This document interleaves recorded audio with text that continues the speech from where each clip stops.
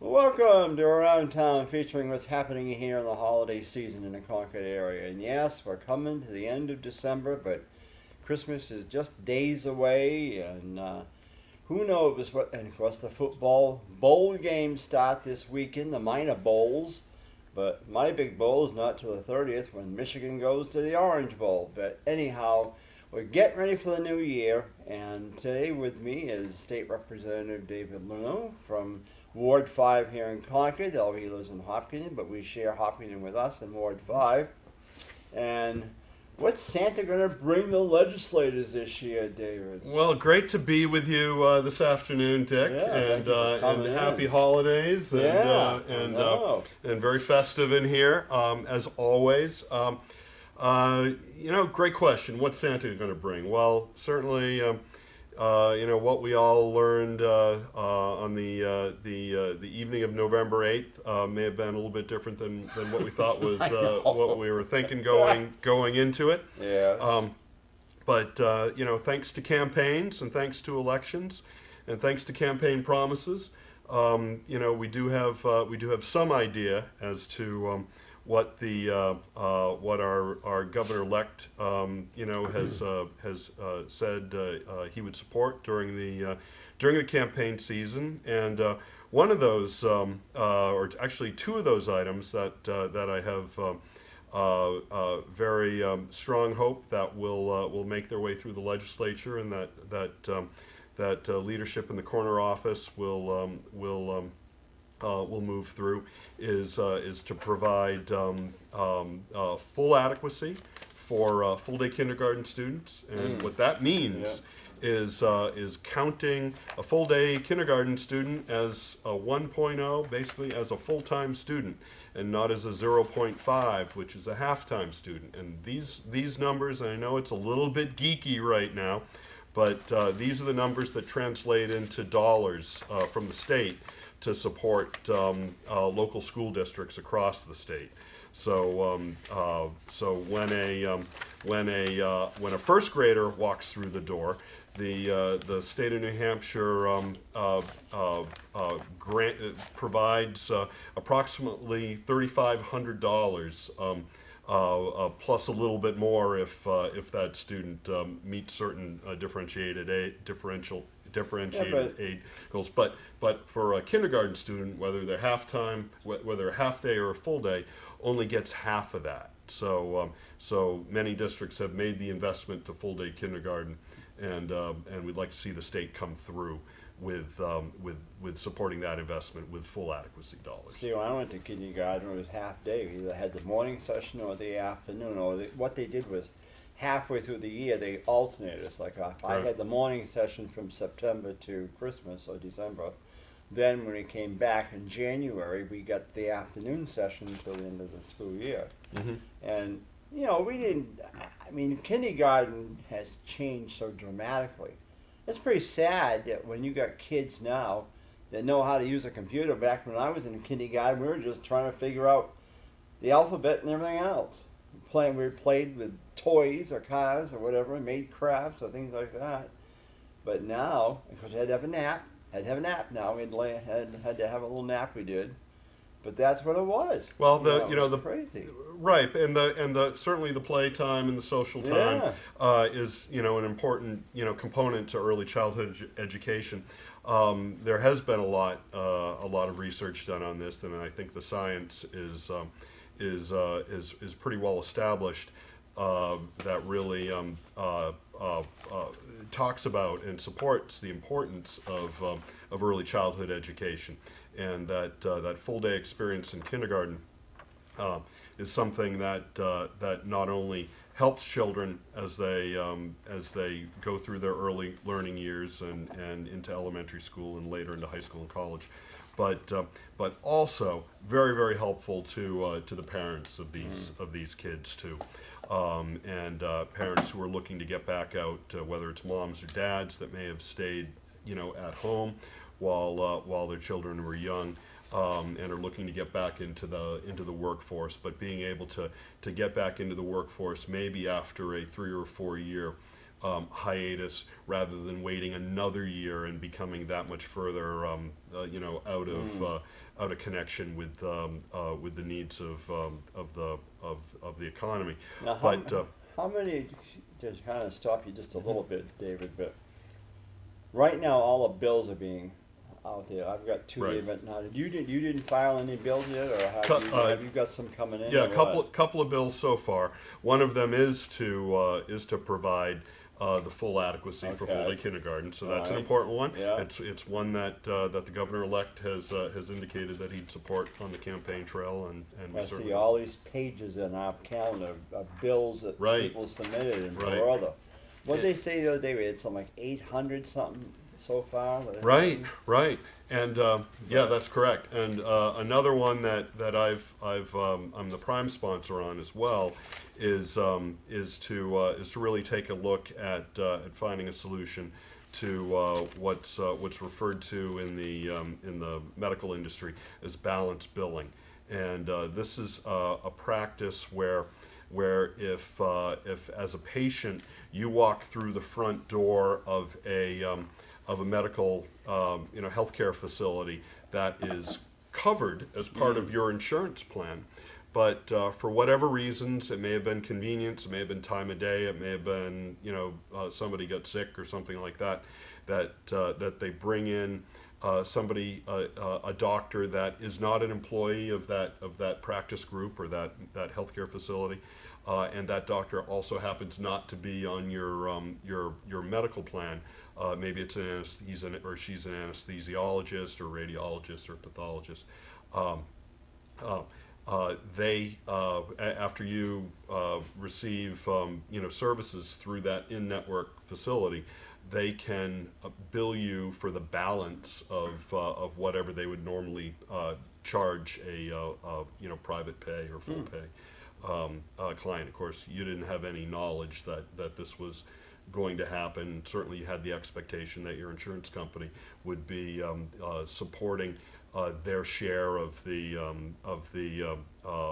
fee for that healthcare service according to the terms of your plan, and that your responsibility would only really be your premium and the copay and any coinsurance that might be part of the plan. So this hits a lot of people really off guard, and in their weakest moments. It could be going in for a surgery, it could be going in for a screening, and they really don't know what they can expect, and it sort of defeats the purpose of insurance. And so this is something that is on the radar screen for the insurance companies, the healthcare professionals, and certainly all of us, the consumers and patients of healthcare services. It's an important problem to solve. You think now there's a lot of new legislators this year. I think they said there's 114 or so new ones coming in. But with now, basically with all Republican, you figure the governor is Republican, Speaker is, Senate President, then the Executive Council is three of them, I think, and 2 Dems on there. I think so. Mm-hmm.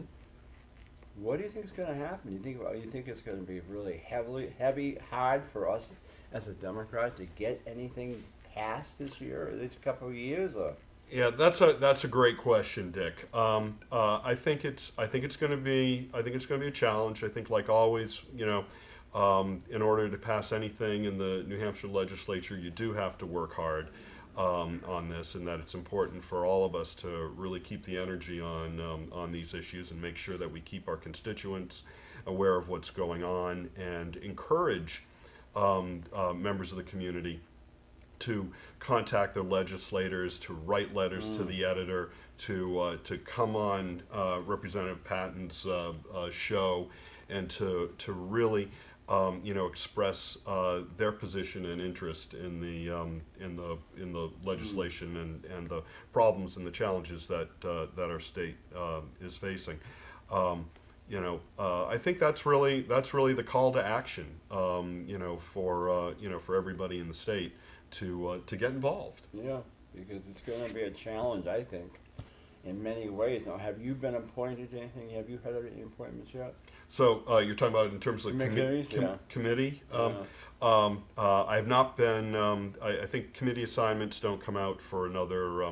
I think they come out next week. Okay. And in my first term, I served on the House Commerce and Consumer Affairs Committee. So working with. So this is your second term? So this is my second term Yeah, now, that's right. and I'd be happy to, very happy to return to that committee, but I'm also very happy to serve in whatever capacity House leadership and Democratic leadership feel I can Yeah, do because- the best. So Because with the Republicans in the majority, because all the chairman and vice chairman and clerks, all those go to the Republicans. right.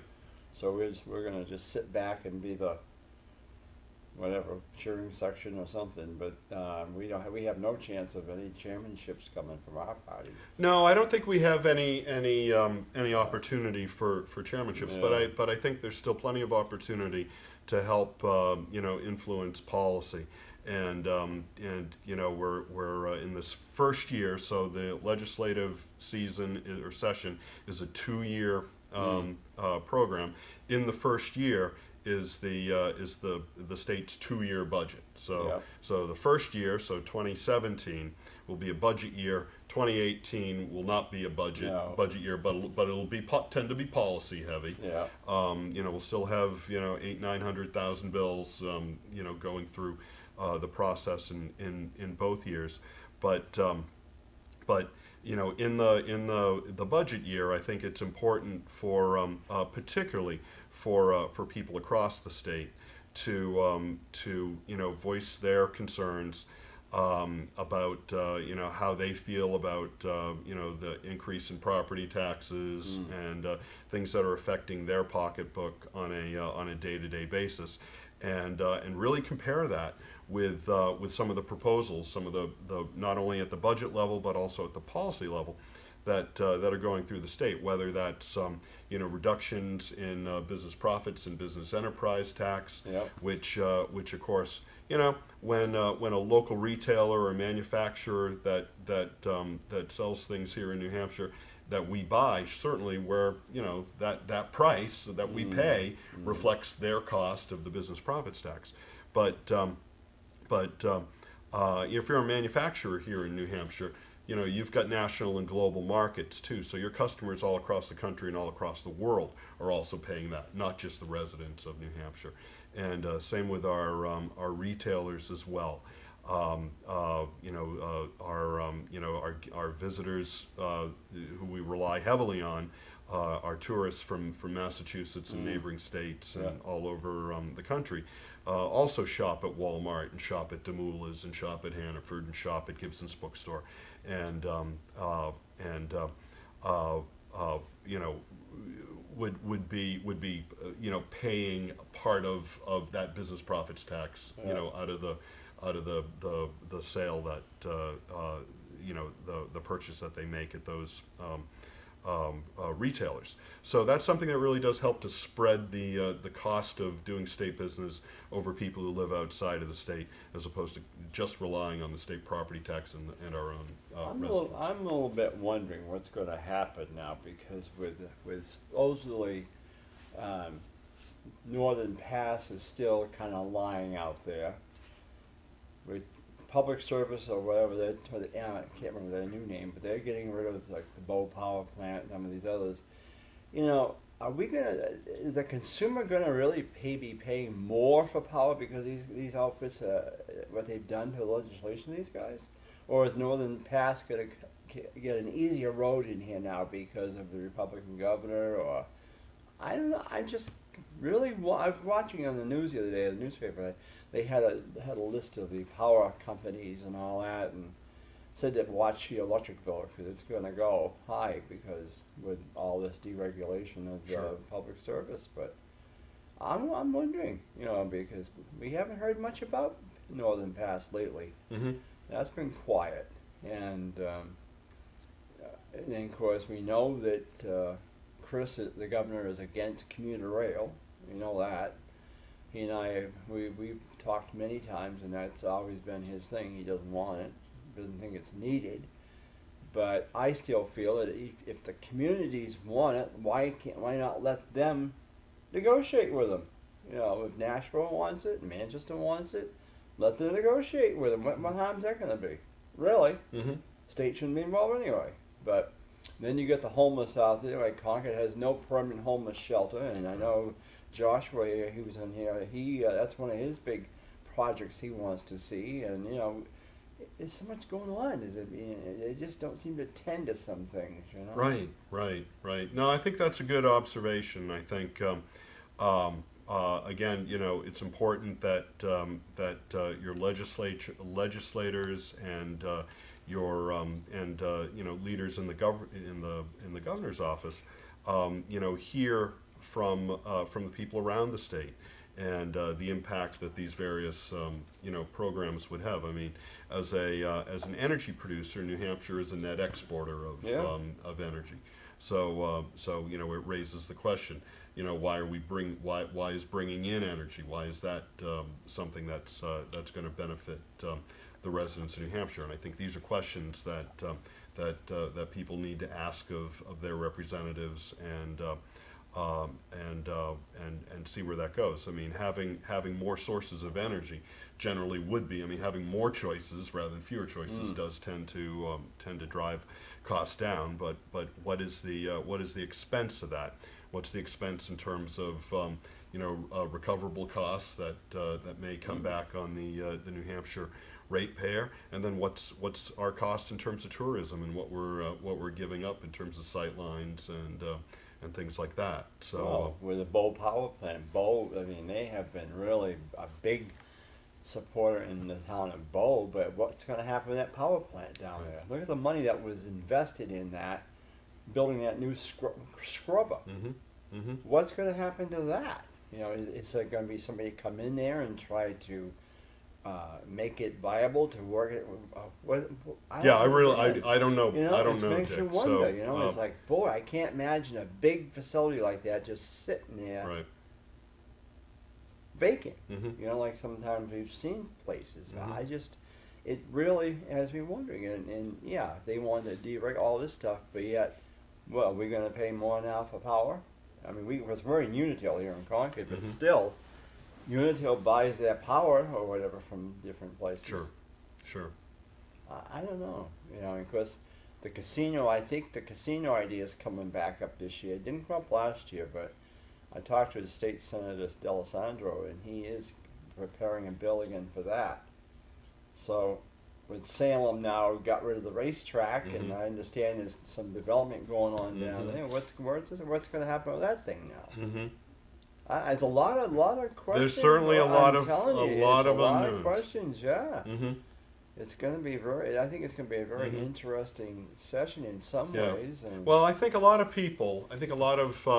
residents in New Hampshire are going to be looking at at basically how they're faring in the next 2 years as well, and what is the state doing to improve their access to education, make higher education more affordable and more available to residents in New Hampshire, make public education have less of a tax burden on the local property taxpayer. How will the state revisit the adequacy formula, which has seen very little change since the Claremont decision more than a decade ago, and I think we all knew that the approximately $3,500 that the state provides for every student is certainly far short of what an adequate education costs in any school district in the state. But is the state going to do something there that will either provide school districts that struggle to provide an adequate education, provide more money to those districts, and provide money that can help relieve the property tax burden on other districts. I mean, I think both are very worthy causes, and support quality education and equal access to education for across the state. because I think if I remember right, isn't there some towns already talking about filing a new challenge to that the school funding? Because I didn't think it was Claremont, but for some reason I thought it was maybe Merrimack Valley or somebody. They're talking about filing a new challenge to that.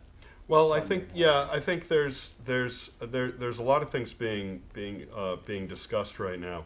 One initiative that's been taken up in Franklin and I think Merrimack Valley is to encourage select boards and school boards at the local level to take on have a resolution on their town warrant in March to ask the state to basically restore revenue sharing with communities and with municipalities and school districts, and a lot of that had dissolved during the 2011 2012 time frame when the state walked back its support for the employer share of the New Hampshire retirement system, and so for even small school districts like the Hopkinton School District, that's already cost Hopkinton taxpayers in excess of $3 million just over the last several years. In our increased contributions to the New Hampshire retirement system. All right. Now you tell me, what is the difference between charter schools and regular public schools? Because I know we heard last session that charter schools want more money from the state.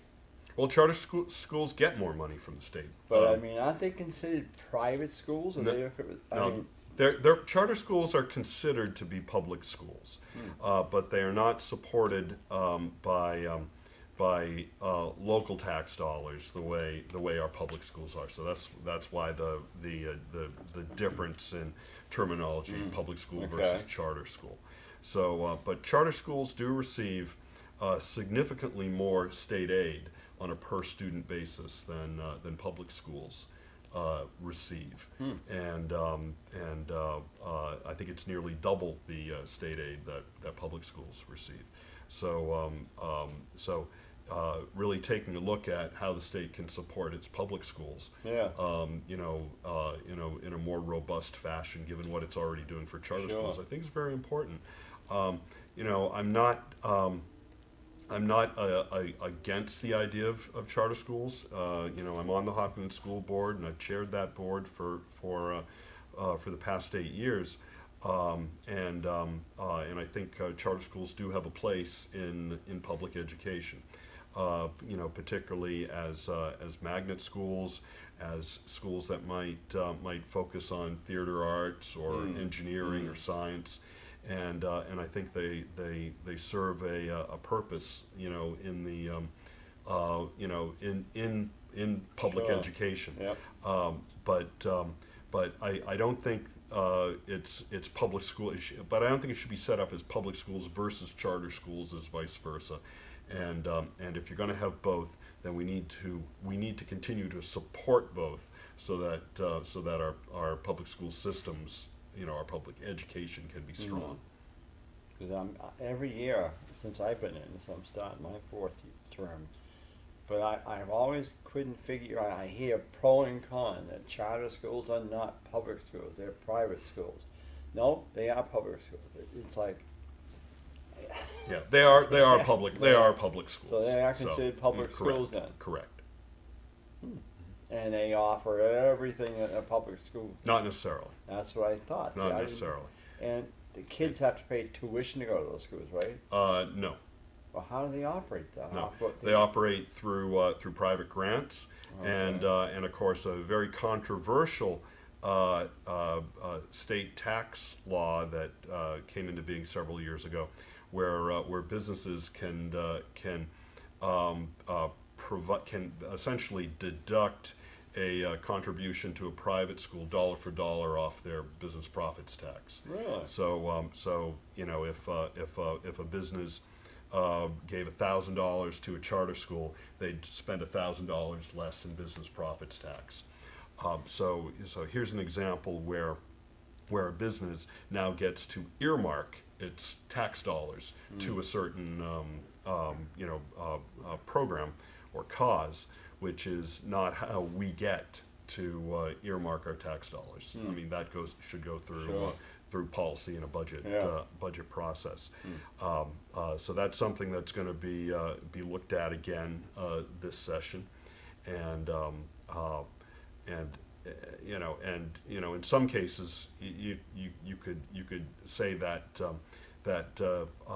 earmarking money that way could be a violation of the Constitution, because it could be even earmarked for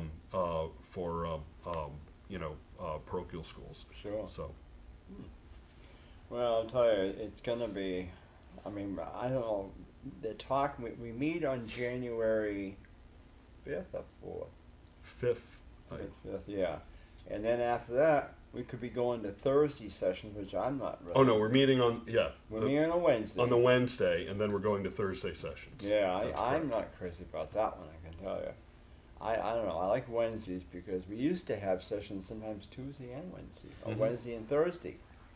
But now, what happens if we don't finish on Thursday? So that means we go into Friday, or do we?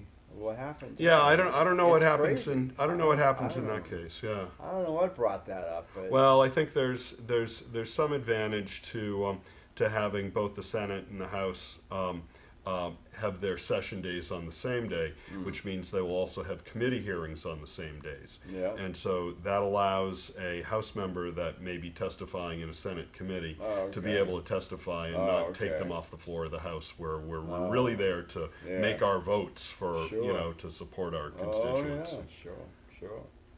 Well, it's been a pleasure, Dave, coming in, and I thank you for last minute, but filling in. But this is good. Because, Happy to do it. Well, I think we'll do it, every so often, because keep the people informed what the heck is going on. up there, Yeah, Because yeah, you don't really hear a lot. right. The union leader might report something on the monitor, but you don't really hear everything that's going on up there. And it's good to hear about it in sort of an Yeah, exactly. the way we're doing it Yeah, here too, Exactly. and I also love coming here because I hear a little bit about where you want to see what you want to see happen in football and in baseball, and of course we should not forget some of our own state athletes Oh, like I know, Bodie Miller, yes, I maybe know, making a yes. comeback. Oh, really? Yeah, Is he? yeah, Oh. and Michaela Schifrin has had a wonderful start to the 2017 But World Cup isn't season. isn't one of them in the car racing? No, it was Bodie Miller. He's Alpine. Oh, ski. Okay, Yeah. so I just followed college football, college lacrosse, and college hockey. That's where I am. Because It's all I get in good. trouble because I'm not supporting UNH and all that. But I just like Michigan. I can't help it. I love that team, and I have one side of my tree at home. I have just Michigan ornaments because the wife hates them. So where my chair is where my Michigan ornaments are. And my Michigan stocking, a sock I have out there, Mhm. is a Santa stocking, so you can tell which side of the tree is mine. But that's how it is, hey, But anyway, we would great. certainly wish you a great Christmas and a New Merry Year. Christmas. Looking yeah. forward to Happy seeing New you. Year. And yeah, looking Be good forward to working seeing you with in you. January. Yeah, Yeah. yeah. I'm hoping to get back on transportation, but you never know. So Super. That was a good committee. Great. Well, that does it for Around Town. I'm your host, Dick Patten again, and again, happy holidays, and we'll see you soon.